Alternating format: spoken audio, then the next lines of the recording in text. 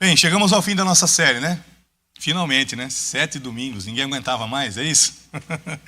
Estudamos aí as igrejas do Apocalipse, as cartas que Jesus endereçou a elas. E algumas constatações assim são meio que óbvias, chovendo molhado, que ninguém vai inventar a roda.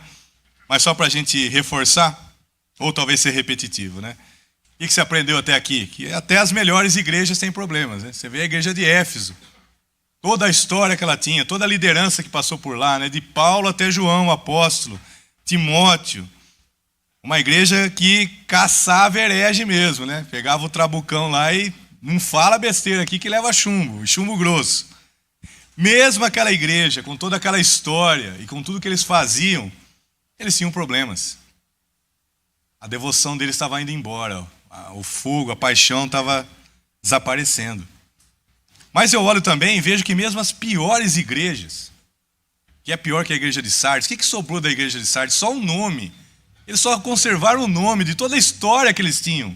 Só sobrou um nome. Digamos assim que eles batizaram, né, e introduziram os ancestrais, os cristãos nominais. Só tinham um nome. Mesmo elas tinham solução. E um reforço para nós também, entender que essas cartas a gente não está estudando para satisfazer uma curiosidade nossa, mas para a gente orientar nossas consciências, porque isso aqui não é um documento histórico que a gente tem na mão. É mais do que isso. É um espelho para as nossas igrejas de hoje. Para realidades talvez que a gente não esteja vendo ou esteja querendo ignorar. Elas mostram o que pode acontecer com igrejas boas, mas também mostram o que pode acontecer com uma igreja ruim. Então algumas perguntas vão surgindo a partir dessas leituras. Que tipo de igreja Jesus quer? Ele que inventou a igreja. O que ele pensa para a igreja? O que ele pensa para a igreja? Será que basta crescer naquilo que Jesus elogiou? Vamos fazer um apanhadão daquilo que ele elogiou, daquilo que ele aprovou, que ele colocou carimbo. Vamos fazer um apanhadão, então basta crescer naquilo que ele elogiou e evitar aquilo que ele reprovou e a gente está dentro? Será que é isso? Ó, tudo aquilo que Jesus, ele fez um risquinho, botou um asterisco que a gente deixa para lá. O que vai manter a nossa igreja viva, vai justificar a nossa existência, irmãos? Não adianta ter a porta aberta aqui. Além de a gente crescer em número, precisa justificar a nossa existência no mundo espiritual, inclusive. Já que a gente é respeitado pelo inferno, pega o apóstolo Paulo lá em Atos 19. A gente acha que às vezes isso aqui é ser pentecostal. Não é não, meu querido. É ser bíblico. O que faz uma igreja morrer? Ela acabar, ela deixar de ser igreja, mesmo aberta, mesmo conservando o nome? São as perguntas que vão surgindo e eu tenho certeza que a gente encontrou algumas respostas aqui. Mas a resposta para todas essas perguntas é uma só. É uma só. A gente vai continuar, irmãos, se a gente tiver ouvidos para o Espírito de Deus, se a gente discernir a voz de Deus, se a gente prestar atenção no que Deus está falando conosco. É isso que vai fazer a gente prosseguir. É isso que vai fazer a gente se ajustar, se a gente estiver bem, ou a gente se revitalizar, se a gente estiver muito mal. Então o que vai manter a nossa igreja existindo, justificando a existência dela, é o quanto a gente dá atenção para o que o Espírito fala. Porque eu falo a verdade, irmãos. Se o Espírito Santo for embora eu espero que isso não aconteça aqui, mas se o Espírito Santo for embora de algumas igrejas, elas nem falta vão sentir. Porque elas já operam sem depender de Deus. E se a gente se desconectar e perder essa dependência, por mais que a gente tenha êxito, cresça, irmãos, não vai valer nada. E hoje eu quero visitar com vocês a última das 7 igrejas. A gente vai lá para Laodiceia. Quero que você abra em Apocalipse capítulo 3, a partir do verso 14. Apocalipse capítulo 3, a partir do verso 14. A última igreja que a gente vai visitar. Mês que vem é Natal, né, Lalan?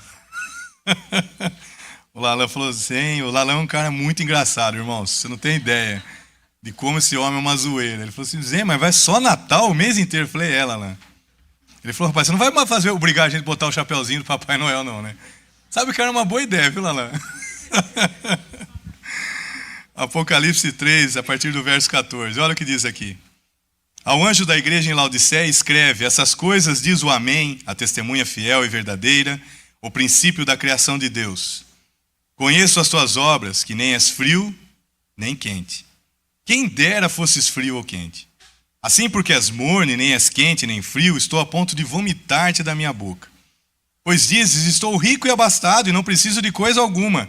E nem sabes que tu és infeliz, sim, miserável, pobre, cego e nu. Aconselho-te que de mim compres ouro refinado pelo fogo para te enriqueceres, vestiduras brancas para te vestires, a fim de que não seja manifesta a vergonha da tua nudez, e colírio para ungires os olhos, a fim de que vejas. Eu repreendo e disciplino a quantos amo. Sê, pois, zeloso e arrepende-te. Eis que estou à porta e bato. Se alguém ouvir a minha voz e abrir a porta, entrarei em sua casa e cearei com ele e ele comigo. Ao vencedor dar-lhe-ei sentar-se comigo no meu trono, assim como também eu venci e me sentei com meu Pai no seu trono. Quem tem ouvidos, ouça o que o Espírito diz às igrejas. Amém? Essa é a igreja que menos problema tinha, gente. Mas que, ironicamente, estava na pior situação de todas. Na pior situação de todas. É uma ironia isso. É estranho, parece que a conta não fecha. Do nosso ponto de vista, ela seria uma das melhores. E vocês já vão entender o que eu quero dizer com isso. Mas, segundo Jesus, era a pior de todas. Muito estranho. Mas vamos acompanhar os detalhes aqui. Eu fiz uma divisão no texto de problemas, propostas e promessas. Então a gente vai seguir esse mapa para entender aqui. Vamos começar pelos problemas, que é por onde Jesus começa. Jesus diz que conhece as obras, né? O que significa isso? Que essa igreja estava em plena atividade. Que eles trabalhavam, que eles arregaçavam as mangas, que eles tinham os camisa 10 lá. Mas nada que fosse digno de nota. Geralmente Jesus, quando fala, olha, eu conheço as obras, ele vai citar o que essa igreja está fazendo. Aqui nada. Ó, vocês estão fazendo, mas é como se não estivesse fazendo nada. O que estava acontecendo com essa igreja? Quais eram os problemas que eles tinham? Ela aparentemente está melhor que Pérgamo. Porque não tem heresia ali. Você ouviu falar de heresia aqui? Tem algum pastor querendo atualizar a Bíblia aqui? Não tem. Ela está melhor que Tiatira, porque não tem imoralidade, não tem escândalo. Jesus falou, olha, tem alguém adulterando aí, você tem que disciplinar, vocês estão passando pano, fazendo vista grossa. Não tem. Sabe qual que é o problema dessa igreja? O problema deles é que eles não tinham problema. Guarda isso. O problema dessa igreja é que eles não tinham problema. Vamos entender como é que é o contexto, a cultura, o lugar que essa igreja está plantada. Laodiceia era um importante centro financeiro, gente. Era tipo uma Wall Street da Ásia Menor. Eles tinham também uma indústria têxtil muito forte, sabe?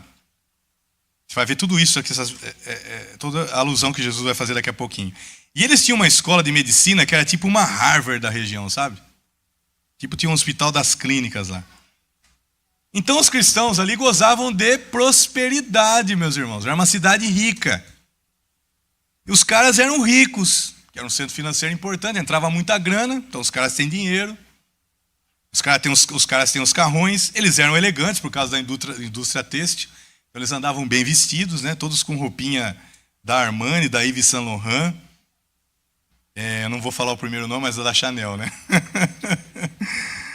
E eles eram saudáveis. A escola de medicina, eles tinham tudo. Nada faltava para essa gente. Tudo que eles precisavam, eles tinham. Então, olha para essa igreja, não tem nenhuma heresia, não tem nenhum pecado, não tem nenhuma necessidade. Eles não são igual a Esmirna na pobreza. Não sabe como é que vai pôr o pão de cada dia na mesa. Quem que não gostaria de fazer parte, não só de uma cidade assim, mas de uma igreja desse jeito? Então, comparando com as demais, ela estava muito bem. Eles são ortodoxos na teologia, respeitados pela moral, influentes porque ocupam posições de destaque na cidade. O problema deles, mornidão. O que significa isso? Eu sei que você vai ouvir dizer que outra interpretação desse versículo, concordo, mas eu vou usar de um outro jeito aqui. Jesus pega o exemplo da própria cidade para acusar a igreja, tá?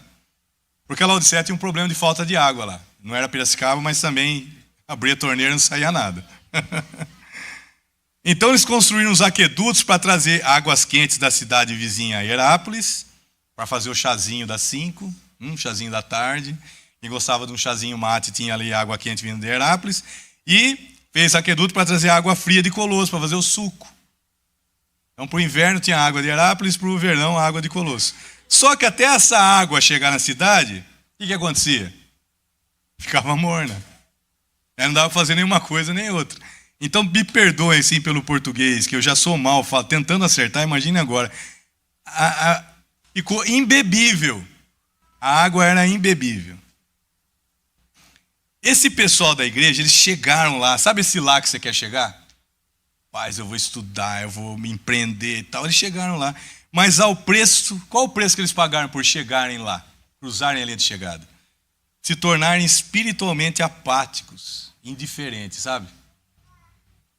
Esse pessoal queria Deus até a página 2. Eu quero Deus, mas desde que não exija sacrifício, sabe? Não, acordar cedo domingo para ter reunião, não. Ficar depois do culto para ter reunião, não. Tem que visitar irmão durante a semana, não. Eles não querem Deus até, sabe, perder o sono à noite, preocupado com alguma família? Não, rapaz, é cada um com seus problemas. Eu não quero perder meu sono à noite. Eu quero passar meu creme, botar aquela venda, fone de ouvido, né? Gente, esse pessoal aqui não ia fundo no pecado, sabe? Eles não enfiavam o pé na jaca no pecado, devassos, assim, imorais, encher a cara e tal. Mas eles também não iam fundo com Deus. Eles não eram nenhuma coisa nem outra. Eles estavam em algum lugar do meio e estavam satisfeitos com isso. Porque uma coisa é você estar em algum lugar do meio e querer crescer, querer melhorar. Agora outra coisa é você estar em algum lugar do meio e falar assim, tá bom.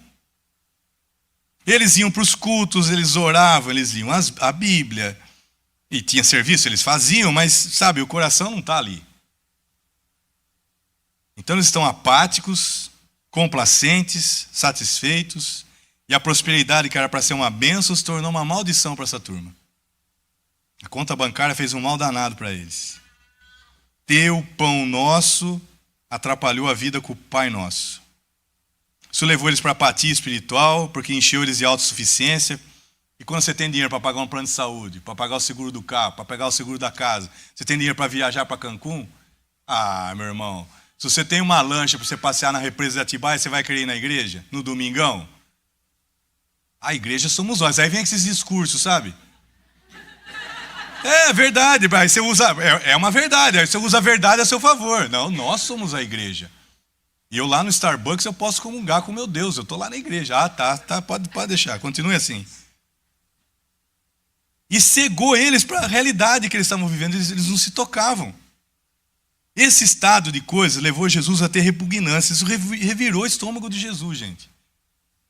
Porque olha o que Jesus fala, coisas fortes aqui, olha, eu tenho vontade de vomitar vocês. Vocês são intragáveis. Jesus não falou nada disso para Pérgamo, Tiatira, Sardes, que eram igrejas, estavam em situações ruins. Mas olha a repulsa que Jesus tem aqui.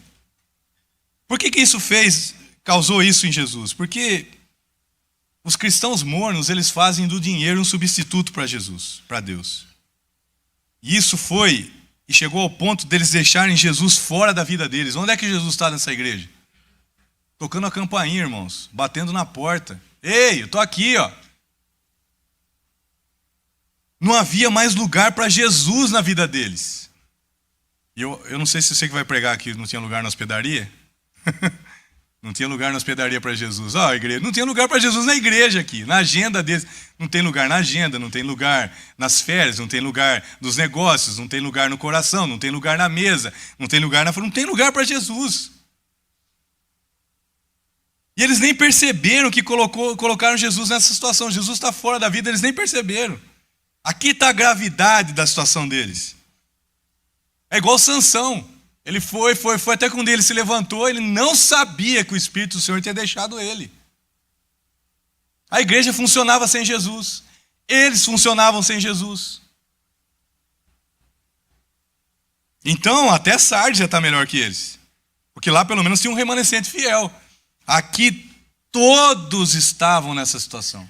Não escapava nenhum. Então a temperatura espiritual deles foi diminuindo à medida que o dinheiro foi aumentando. Esse é o problema da igreja, não ter problema, não ter necessidade. Aí quais são os propósitos de Jesus? O que eles poderiam fazer como igreja para escapar disso, para evitar que o pior aconteça? Diante do que eles fizeram a Jesus e com Jesus, eu esperava que Jesus mandasse fogo dos céus, mandasse fechar a igreja e falar, acabou, chega. Não tem lugar para mim, vocês não são mais igreja, se eu não estou aí no meio. Vocês já perderam a razão de ser. Jesus podia usar palavras duras, né? Óbvio que ele usou a metáfora da repulsa, mas olha como é que ele trata essa igreja. Ele poderia ordenar que eles fizessem isso, aquilo, olha, vocês vão ficar ajoelhados no milho, rezar não sei quantos Pai Nosso. Não, Jesus vai aconselhar eles. A igreja está nessa situação, deixou Jesus fora da vida deles e Jesus aconselha. Isso é muita graça da parte de Deus. O que ele propõe para essa igreja que está nessa situação? Qual a saída que ele oferece? Ele oferece a si mesmo como provedor. Ó, eu me coloco à disposição de vocês. Não é alguma coisa que vocês vão fazer, não é alguma coisa que vocês têm que colocar na agenda, não é uma coisa que vocês têm que aumentar. Não. Vocês precisam de mim. Para a miséria de vocês, eu ofereço a verdadeira riqueza, uma riqueza que nada nem ninguém pode tomar. Para a nudez de vocês, para a vergonha que vai ser exposta, eu ofereço a minha justiça, que cobre isso. Eu não quero expor vocês. Eu tenho vestiduras brancas aqui. Lembra que eles eram fortes na indústria têxtil? Para a cegueira de vocês não enxergam um palmo na frente, vocês não conseguem ver onde vocês caíram, o buraco que vocês estão. Então eu vou oferecer um colírio que vai dar a visão espiritual para vocês enxergarem a vida como ela é. As coisas como elas realmente são. Eu quero devolver a visão para vocês. Agora, como é que eles iam conseguir isso? Como é que eles vão comprar se eles são miseráveis? E aí eu me lembro de Isaías 55:1, vinde comprar sem dinheiro e sem preço. A moeda do céu é a humilhação. Tudo isso se vocês se humilharem, se vocês se arrependerem. E vocês vão ter tudo. Basta se prostrar diante de mim e reconhecer. Essa era a proposta de Jesus. Mas aí vem promessas. Olha, esse é o caminho, essa é a saída. Aqui está a solução, mas eu quero incentivar vocês ainda. Não só escapar do que é pior, mas experimentar coisas muito boas. Eu vou fazer promessas. E para mim, a mais bela promessa que ele fez a essas igrejas, de todas elas, é a melhor que ele ofereceu. E ele ofereceu a melhor para a pior igreja.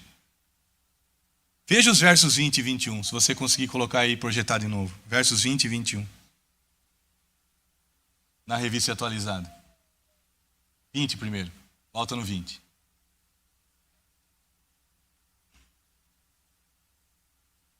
A promessa é condicional, gente. Se. A promessa é pessoal. Se alguém. A promessa é acessível. Estou à porta. Estou perto. E a promessa é extremamente preciosa. Entrarei e cearei.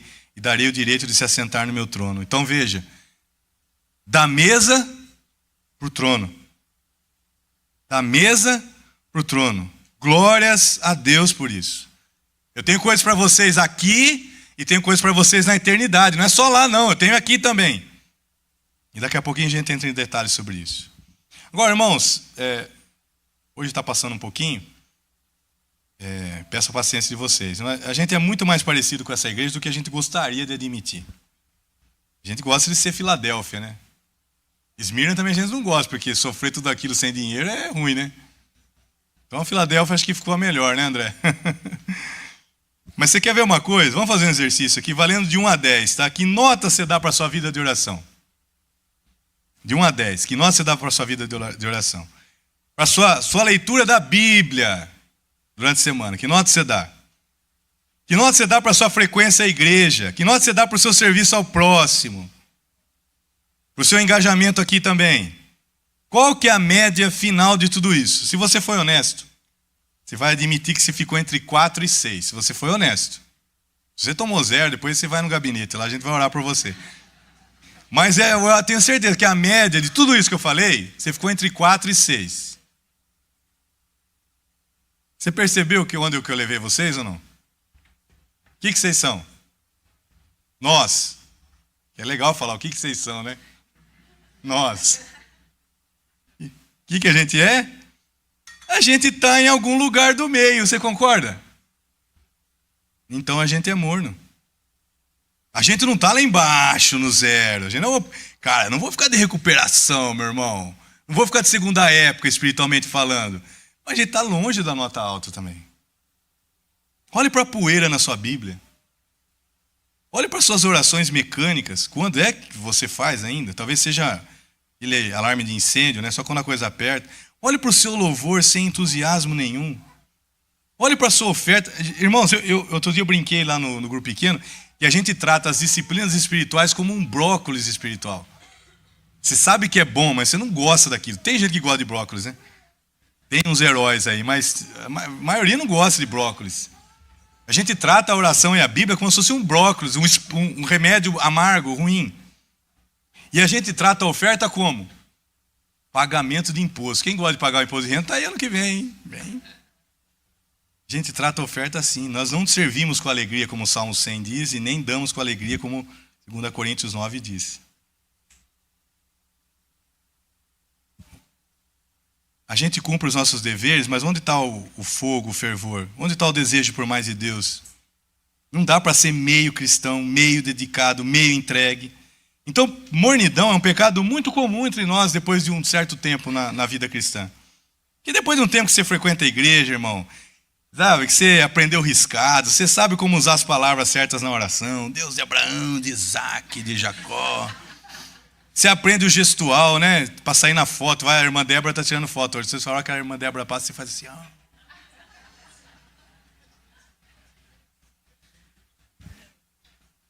A gente sabe o que fazer, mas o coração nosso, ou ele está longe, ou pelo menos ele não está totalmente aqui, sabe? E aí a gente precisa saber como é que a gente reverte isso, como é que reacende a paixão por Deus. Se é de zelo que a gente precisa, segundo Jesus, o que a gente tem que fazer? Então eu queria indicar aqui para nós 3 coisas para a gente vencer essa mornidão espiritual. 3 coisas. Primeiro, reconhecer. Tudo começa quando a gente dá ouvidos para o que Cristo tem para dizer para nós. Quando a gente ouve o que o Espírito está falando, quando a gente presta atenção nisso. Então você tem que levar a sério o diagnóstico hoje. A gente precisa ser vulnerável e honesto diante da palavra. Sabe, baixar a guarda? Porque não é o Zen falando. É o Senhor falando. Porque sem honestidade, se você não começar pela honestidade, você não vai chegar a lugar nenhum espiritualmente falando. A largada é honestidade, é reconhecer. Eu não posso ficar duvidando que Deus esteja falando comigo hoje. Que eu lembro lá de 2 Reis capítulo 8, tinha um homem chamado Azael, e ele foi conversar com Eliseu, o profeta, e o profeta falou, cara, o profeta olhou assim com um pesar para ele, fala, rapaz, você vai cometer um assassinato hoje. Ele falou, longe de mim. Jamais faria isso. E ele fez. Ele recusou o diagnóstico. Ele podia ter caído do joelho e falou, Eliseu, eu não sei o que você viu, mas então que Deus me livre. Porque às vezes a gente ignora o nosso ponto cego, irmão. O que Cristo diz sobre nós precisa ser aceito como verdade. Não importa se o que eu acho, o que eu sinto, o que eu penso. Note o contraste entre aquilo que eles pensavam deles e aquilo que Jesus falou deles. Enorme o contraste, é uma disparidade enorme. Porque eles estão usando a régua errada, eles estão avaliando a vida deles de acordo com aquilo que eles representavam e não de acordo com a Bíblia. Qual régua você está usando para achar que você está bem? Como é que você avalia a sua saúde espiritual? Por quem está doente espiritualmente? Não, irmão. Sua régua não é o outro cristão do lado, sua régua é Jesus. E aí todo mundo fica devendo. Então a gente precisa ser aberto, baixar a guarda e reconhecer. E segunda coisa, a gente tem que recorrer. Não é só reconhecer. A gente tem que reconhecer o real estado que a gente está diante de Deus. Mas também recorrer ao lugar certo para obter a restauração disso. E esse lugar tem um nome, ele se chama Jesus. É para lá que a gente tem que ir. É para o alvo que a gente corre. É somente nele que a gente encontra o que é preciso. Porque nele a gente encontra o tesouro que não pode ser tirado da gente. Nele a gente encontra as vestes que cobrem a nossa vergonha. E nele a gente encontra o colírio que faz os nossos olhos se abrirem.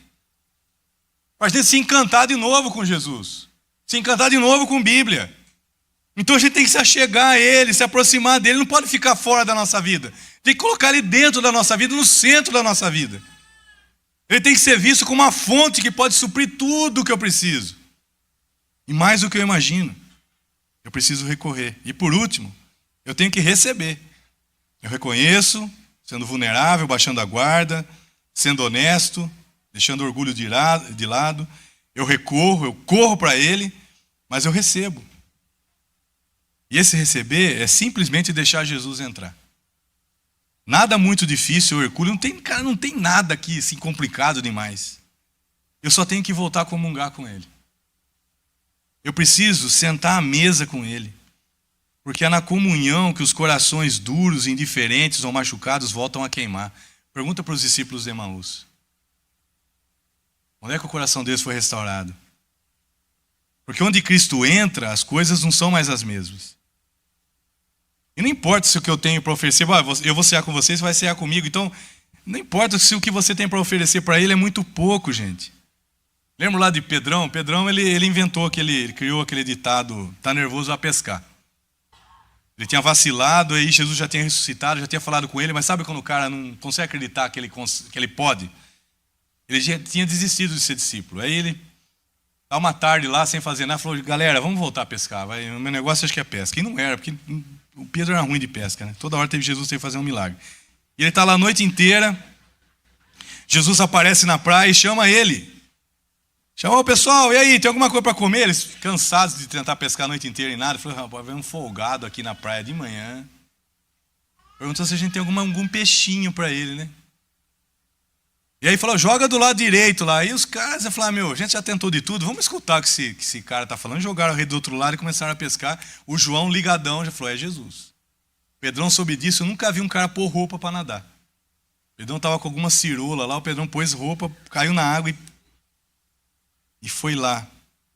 E quando eles chegam na praia, Jesus falou, traz aí o que vocês pescaram, traz aquele monte de peixe.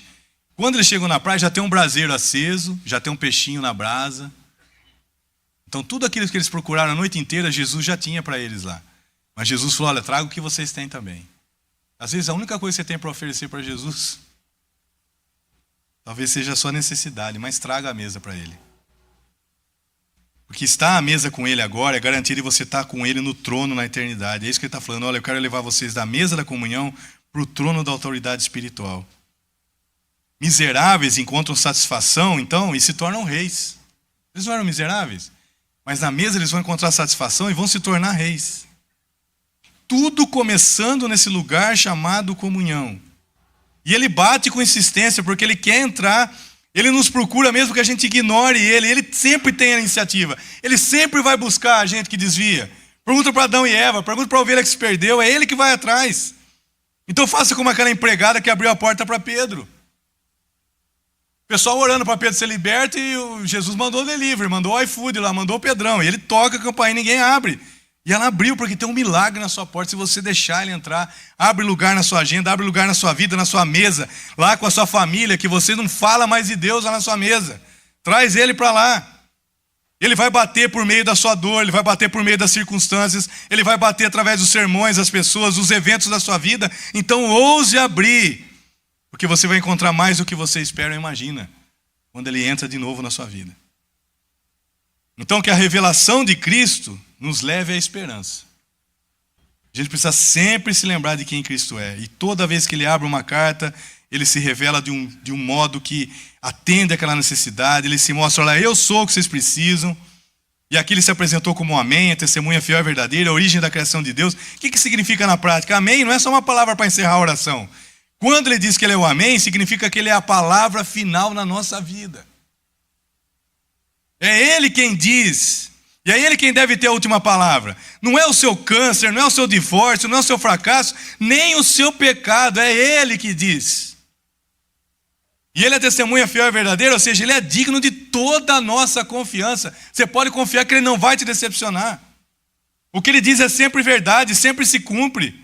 E ele é o Criador, ou seja, aquele que do nada fez tudo e aquele que põe ordem no caos. Ele pode fazer o mesmo com sua vida, ou o que sobrou dela. Então que a revelação de Jesus te leve à esperança. E que a disciplina de Cristo te leve ao arrependimento, porque ele disciplina quem ele ama. A dor que você está sofrendo não foi apenas permitida por ele, foi ordenada por ele. Ele não quer castigar, destruir você, ele quer te disciplinar. O objetivo dele não é punir, é restaurar você. Então a gente precisa parar para ouvir não o que os nossos problemas querem nos ensinar. A gente precisa parar para ouvir o que os nossos problemas querem nos dizer. Por que isso está acontecendo na minha casa, isso está acontecendo na minha vida? Presta atenção no que a mensagem que o problema está trazendo para você. Ele está tentando chamar a sua atenção. Está te disciplinando porque ele quer te trazer de volta. Então não ignore. Não force Deus tocar em algo mais precioso da sua vida. O rei Jeroboão não ouvia ninguém mais. Ninguém mais. Nem quando a mão dele secou lá, ficou igual do Nosferatu, seca. Nem assim ele parou. Aí Deus tocou no filho Abias. E mesmo assim ele continuou no erro. Deus precisa tocar no algo mais precioso. Se a dor chegou em sua vida, não é sinal do desfavor de Deus, mas o sinal do mais profundo amor que Ele tem por você, segundo Hebreus 12. Eu disciplino a todos quanto amo. E que o convite de Cristo te leve a uma experiência gloriosa. Ouça as batidas, abra a porta, deixe ele entrar, volte à mesa, lá ao lugar da restauração. Pergunte para Zaqueu o que é ficar à mesa com Jesus. Zaqueu era um grande corrupto, um pilantra, 171 assim. Em um jantar com Jesus, a Bíblia não diz o que Jesus falou para ele. No meio do jantar, ele levanta e fala, olha, eu vou ressarcir quem eu extorqui aqui. Se eu defraudei alguém, eu vou ressarcir 4 vezes mais. E olha, e o que sobrar eu vou dar metade para os pobres. O Zaqueu vai ficar pobre.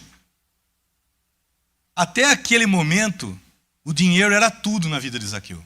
Tudo. Tudo. Ele vivia pelo dinheiro. Mas bastou um jantar com Jesus. Ele falou, aqui está o meu tesouro. Tudo aquilo que o dinheiro não conseguiu me dar. Eu tenho nele. Então eu abro mão disso aqui.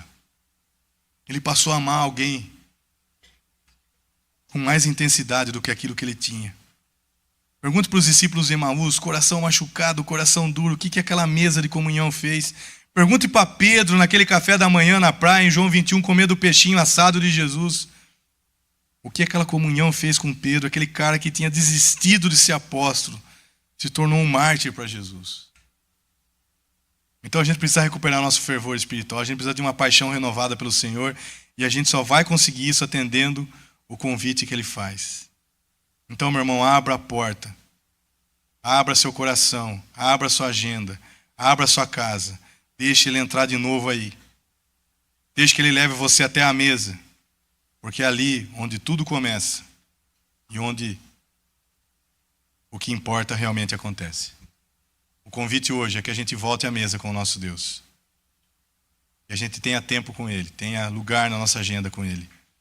E que Ele fale aos nossos corações, que a gente possa cear com Ele. Porque a gente vai da mesa para o trono.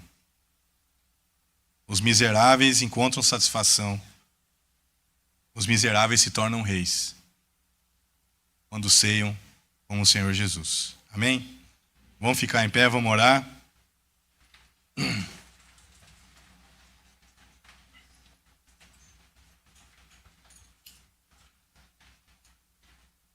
Pai, obrigado pelo teu povo reunido aqui. Obrigado por esse ajuntamento. Obrigado pela tua graça, pela tua revelação. Obrigado porque o Senhor não desiste de nós. Obrigado por ser o nosso Deus, por ter nos escolhido. Obrigado por ser o nosso Salvador, ser o nosso Senhor. Obrigado por ser o nosso Pai. Obrigado pelo caminho novo e vivo que o Senhor abriu para a gente ter acesso ao teu trono. E obrigado pela tua graça, que é o favor imerecido da nossa salvação, mas também a nossa força diária. Pai, a gente ouviu a tua mensagem aqui. Cada um sabe o que precisa ajustar, o que precisa fazer. São tantas necessidades, tantas dificuldades, tantos obstáculos. Mas a gente só precisa dar lugar para o Senhor. Só isso. É tão simples. O Senhor ser prioridade na nossa agenda. O Senhor voltar a ocupar o lugar central da nossa vida, nas nossas finanças, na mesa com a nossa família, com os nossos filhos, nossa esposa. A visitar o nosso quarto, visitar os nossos negócios, a entrar e não sair mais. a entrar para ocupar o principal lugar. Ajuda os miseráveis aqui nessa noite a reencontrar a satisfação na tua mesa. E muito obrigado, porque nessa mesa tão simples, ela é uma porta para um trono tão glorioso no futuro. Estaremos assentados com o Senhor. O Senhor nos concederá autoridade para julgar até anjos. A gente não tem ideia do que é isso. A gente não imagina o futuro que o Senhor tem para nós. Que essa visão futura, mesmo que talvez ainda pareça obscura, a gente não consiga discernir direito, mas que essa esperança que o Senhor semeia no nosso horizonte, isso nos faça reacender a chama pelo Senhor, a um amor verdadeiro, para que a gente escape dessa mornidão, dessa complacência, que a gente entenda que, mesmo que a gente não tenha nada, se a gente tem o Senhor, o que vai nos fazer falta? Mas se a gente tiver tudo, e o Senhor estiver fora, nada vai valer a pena. Nos acorda antes que seja tarde, Senhor. Nós oramos em nome do Senhor Jesus, nosso amado Salvador. Amém.